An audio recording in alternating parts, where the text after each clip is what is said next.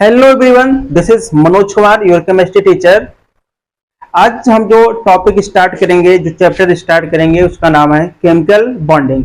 तो सबसे पहले जानेंगे what is chemical bond. As you know that atoms and atom मिलकर क्या बनाएंगे? मॉलिक्यूल बनाएंगे। एंड मॉलिक्यूल जब मॉलिक्यूल के साथ कंबाइन होगा तो क्या बनेगा? कोई भी कंपाउंड।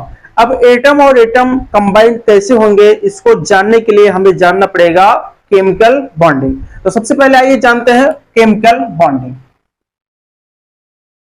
केमिकल बॉन्डिंग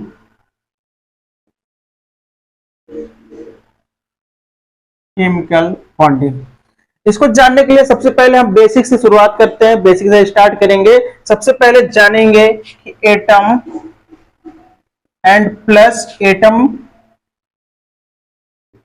ये मिलकर क्या बनाएंगे? मॉलिक्यूल बनाएंगे। मॉलिक्यूल एंड मॉलिक्यूल फर्दर किसी दूसरे मॉलिक्यूल के साथ मिलकर क्या बनाएगा? मॉलिक्यूल मिलकर क्या बनाएंगे? कंपाउंड। कंपाउंड बनाएंगे। ठीक है। अब ये कौन से ऐसी फोर्स है जो एटम और एटम को क्या करेगी? कंबाइन कराएगी। ठीक है। तो सबसे पहले हम लोग जानेंगे how atoms are combine. Atom और एटम आपस में जुड़ते कैसे हैं? तो इसका आंसर है कि उनके बीच में क्या बनता है? क्या बनता है? Chemical bond. Chemical bond. और केमिकल बॉन्ड की अगर हम लोग डिफिनेशन लिखेंगे, परिभाषा लिखेंगे, तो क्या बोलेंगे? The attractive forces which holds various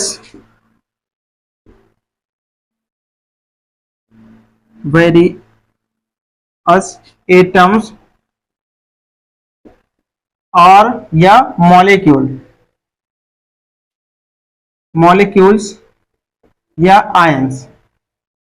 atoms, molecules या आयंस को बोला जाता है कांस्टीट्यूएंट्स। वेरियस एटम्स, मॉलिक्यूल्स या ions together is called chemical bond. ठीक है। देखिए मैंने यहां पे लिखा है the attractive force which hold various atoms, molecules या आयंस, जिसको मिलाकर बोला जाता है कॉन्स्टिट्यूएंट पार्टिकल्स। उनको जब साथ लेकर आएगा तो ऐसे अट्रैक्टिव फोर्स को क्या कहेंगे हम? Chemical bond. ठीक है ना। चलिए अब बेसिक से जानते हैं कि ये अट्रैक्शन कैसे होता है। जैसा कि हम पहले ही बता चुके हैं कि एटम्स और एटम्स के बीच में क्या होगा? अट्रैक्टिव फोर्स, जो एटम को क्या करेगा? पास लेके आएगा, एक दूसरे के नियर अबाउट लेके आएगा, पास लेके आएगा। ठीक है ना। जैसा कि आप सबको पता है कि एटॉमिक स्ट्रक्चर में हमने पढ़ा होगा कि एटम के स्ट्रक्चर में क्या होता है? सेंटर पे क्या होता है? न्यूक्लियस, जिसके ऊपर पॉजिटिव चार्ज होता है, और उसके पेरिफेरी यानी कि स्फेरिकल रीजन में क्या पाए जाते हैं? ऑर्बिटल्स। और ऑर्बिटल्स पे ही क्या पाए जाते हैं? इलेक्ट्रॉन्स। ठीक है। और वही इलेक्ट्रॉन्स क्या करेंगे? बॉन्ड बनाने में हेल्प करेंगे। ठीक है। बैलेंस सेल के जो इलेक्ट्रॉन होंगे, यानी कि आउटर मोस्ट सेल के ऊपर जो इलेक्ट्रॉन्स होते हैं, वही बॉन्ड बनाने में हेल्प करते हैं। ठीक है। आइए लिखते हैं the outer most cell electrons इसको बोलते हैं वैलेंस सेल इलेक्ट्रॉन्स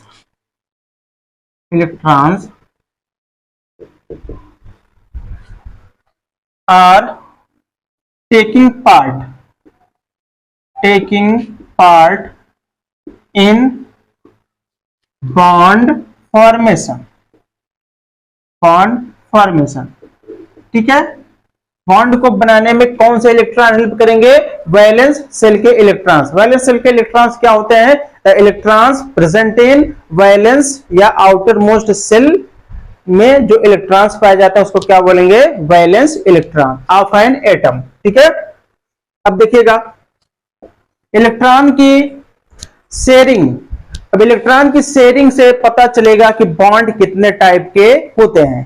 ठीक है, अगर कंबाइन करने वाले एटम्स के बीच में इलेक्ट्रॉन्स के बराबर की शेयरिंग हो सकता है किसी एक एटम के द्वारा दूसरे एटम को इलेक्ट्रॉन, अपने इलेक्ट्रॉन क्या किए गए हों, ट्रांसफर किए गए हों, और हो सकता है कि एक एटम के द्वारा दूसरे एटम को अपने इलेक्ट्रॉन कंप्लीट ट्रांसफर किए गए हों। ठीक है ना, तो 3 टाइप का बॉन्ड बनता है on the basis of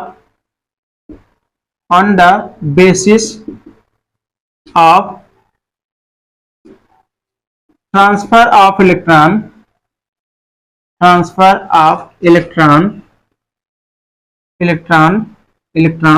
the bond को हम केमिकल बॉन्ड बोलेंगे। The bond is following types.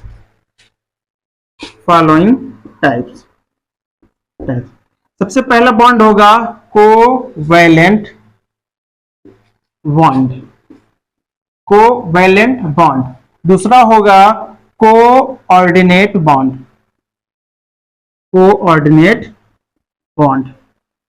And the third one is that ionic bond. ठीक है, यहां पे क्या होगा, इलेक्ट्रॉन्स की, जैसे कोई एटम ए है, इसके पास मान लीजिए एक इलेक्ट्रॉन है, दूसरा एटम है बी जिसके पास एक इलेक्ट्रॉन है, ये दोनों मिलकर क्या बनाएंगे, केमिकल बॉन्ड।